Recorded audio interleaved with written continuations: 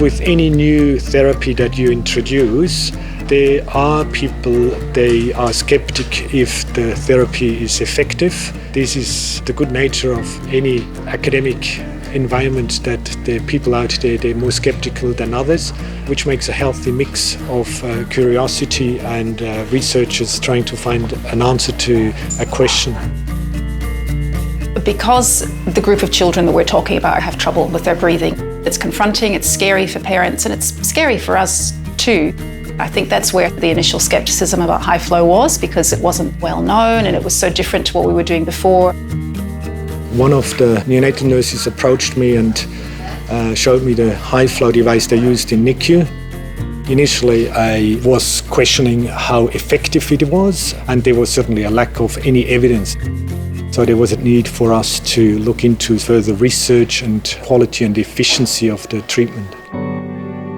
We saw a huge reduction in intubation rates, which decreased from 1/3 down to roughly 5% in our unit, which is a huge impact. The nurses started to use it more and more in infants with bronchiolitis. And over time, we started to realize that all of these children are less likely to require mechanical ventilation or CPAP. I've been involved in research in the use of high flow in the non-paediatric intensive care setting. We found that there were no adverse events associated with that it could be used in a ward setting, and that in fact the length of stay was reduced when that occurred. So that has enabled us to feel a lot more confident in applying high flow in the emergency department setting. From that, we saw a quick uptake of high flow use throughout regional centres and obviously throughout Australia as well.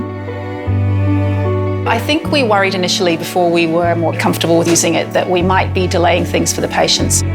We needn't have worried about any of that. When the patient comes in, looking at their physiological parameters, within an hour or an hour and a half, you often know if that patient's responded. In our own experience, with over 5,000 patients treated on high flow, we haven't yet observed increased incidence of pneumothoraces in babies being treated. Some of the nursing staff were a little bit concerned about whether this therapy was perhaps too complex or that the children may be too unwell. We were pleasantly surprised to see that with the right education and training of staff, that these babies were quite easily managed by the ward staff with a nurse-patient ratio of about 1:4 and achieve exactly the same successful outcomes that they did in intensive care. If you're working in an emergency department and you want to consider using high flow, it has to be a very collaborative approach. You have to involve your intensive care and you have to involve your ward medical and nursing staff, because we don't work in isolation, and whatever therapy we adopt for the patient has to be able to be continued. We find that nurses are feeling much more empowered to initiate the therapy as well in collaboration with their medical staff.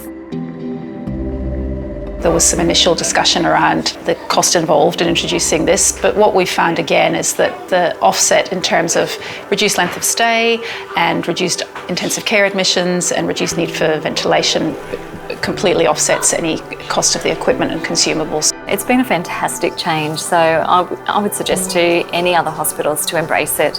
Provide detailed education, support your nursing staff, and they will feel quite empowered to be able to care for babies really well. I strongly believe that high flow, it can be used very early in the disease process.